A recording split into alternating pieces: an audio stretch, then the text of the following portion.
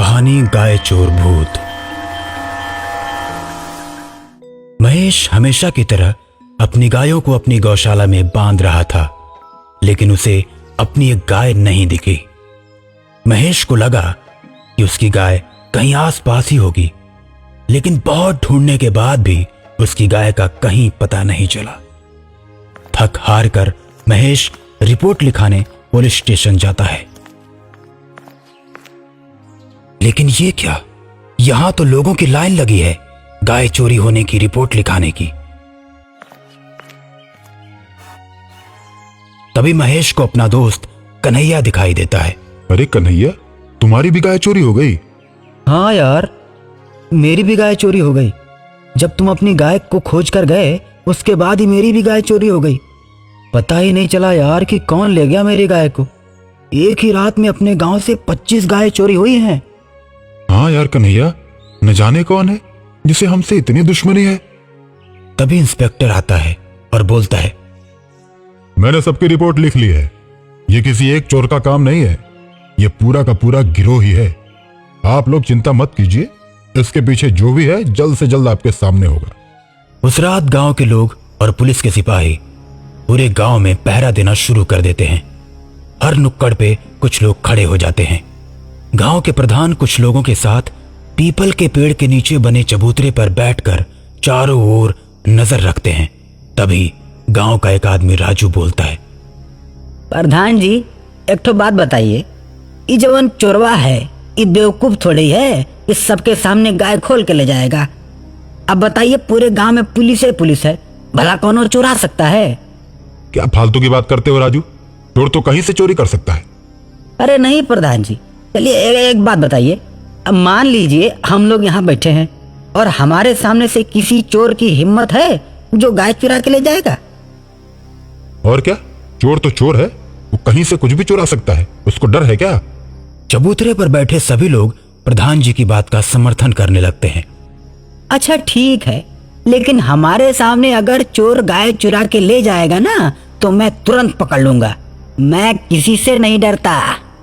राजू अपनी बहादुरी का झूठा बखान कर ही रहा होता है कि तभी गाय के चिल्लाने की आवाज आती है। ऐसा लगता है कि कोई गाय को जबरदस्ती खींच रहा है। तभी लोग भागते हुए गाय की तरफ जाते हैं तो क्या देखते हैं कि गाय को कोई अदृश्य ताकत खींचते हुए ले जा रही है। ये नजारा देख राजू डर जाता है और भूत भूत चिल्लाता हुआ प्रधान के पास आते ही बेहोश हो जाता है। सभी लोग डर जाते हैं और गाय को जाते हुए देखते हैं। एकाएक गाय हवा में उड़ जाती है और फिर गायब हो जाती है। ये देख सबके होश उड़ जाते हैं। सभी आदमी भागते हुए इंस्पेक्टर के पास जाते हैं। सारी बात सुनने के बाद इंस्पेक्टर बोलता है, देखिए, अब पुलिस का मामला ये नहीं रह गया है, हम इसमें कुछ नहीं कर सकते। अब आपको किसी पहुंचे हुए तांत्रिक के पास ही जाना होगा। प्रधान गांव वालों के साथ एक तांत्रिक के पास जाता है और तांत्रिक को अपने गांव में घटी हुई घटना के बारे में बताता है। देखो, ये कलुआ ग्वाले का भूत है। आज से 150 साल पहले उसके पास गौशाला हुआ करती थी। कलुआ के पास 100 गायें थीं। दूध देने के मामले में कलुआ के गायों की बराबरी कोई नहीं कर सकता था।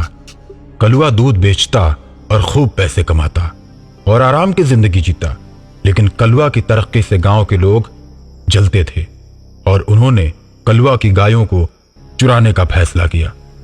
दोस्तों, कलुआ को अगर बर्बाद करना है तो उसकी गायों को चुराना ही पड़ेगा और चुराने के बाद हम उन गायों को दूसरे गांवों में बेचकर पैसा कमाएंगे और जब कलुआ की गायें धीरे धीरे कम होने लगेंगी तो वो बर्बाद हो जाएगा। जब रात को कलुआ सो जाता तो कलुआ के दुश्मन दबे पांव जाते और कुछ गायों को खोल लाते और रात में ही कम दाम में दूसरे गांव में बेच आते।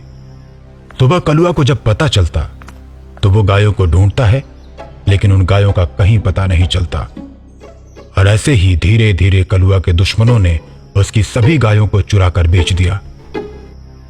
और जब कलुआ एकदम लाचार हो गया तो उसके दुश्मन उससे मिलने के लिए गए। अरे कलुआ, तू तो बहुत घमंड दिखाता था। तुझे क्या लगता था कि तू इस गांव में सबसे बड़ा आदमी बन जाएगा? हम सब ने ही मिलकर तेरी गायों को चुरा कर बेचा है। कलुआ ने जब ये बात सुनी तो उसका चेहरा गुस्से से लाल हो गया और पास रखे डंडे से उसने सभी को मारना शुरू कर दिया। लेकिन दुश्मनों की संख्या ज्यादा होने से उन्होंने कलुआ को पकड़ लिया और उसके गले में रस्सी बांधकर पेड़ से लटकाकर मार डाला। और तभी से कलुआ की आत्मा भटक रही है। जब कलुआ मरा तो उसकी उम्र 50 साल थी। कलुआ की आत्मा ने प्रण लिया था कि हर 50 साल बाद इस गांव की सभी गायों को चुरा ले जाएगा और बहुत बड़े घास के मैदान में गायों को छोड़ देगा ताकि वो आजादी से घूमे। तो बाबा जी, इसका उपाय कुछ बताइए। अब कलुआ की आत्मा को मुक्ति मिल गई है। अब के बाद वो कभी गायों को नहीं चुराएगा, क्योंकि गाय चुराने का ये उसका अंतिम प्रण था।